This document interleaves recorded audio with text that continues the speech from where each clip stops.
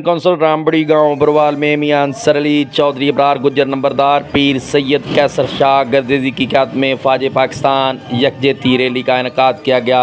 इसमें बरवाल के बुज़ुर्गों, दोस्तों और भाइयों ने शिरकत की।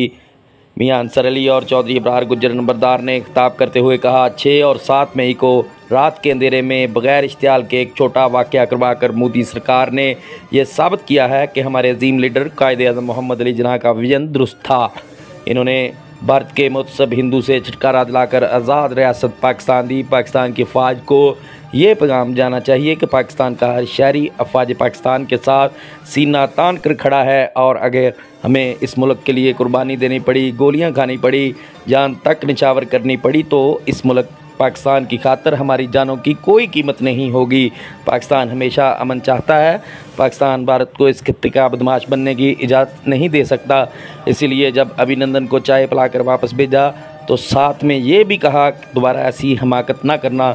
इस दफ़ा दुश्मन अपनी तैयारी करके आया। फ्रांस से जदीद राइफ़ल तैयारे अरबों डॉलर खर्च किए, लेकिन ये नहीं पता था कि पाकिस्तान और चीन का बनाया हुआ JF थंडर, जिससे पाकिस्तान में बैठकर इनके जहाज़ों को हिंदुस्तान में गिरा सकते हैं।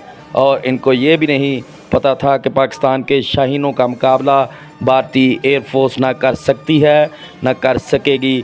ऑपरेशन बुनियाद मरसूख के हीरो को खराज तहसीन पेश किया गया। रैली के अख्ताम पर मुल्क को कौम की सालमियत, तरक्की, खुशहाली और फ़लस्तीन के लिए खुसूसी दुआ की गई।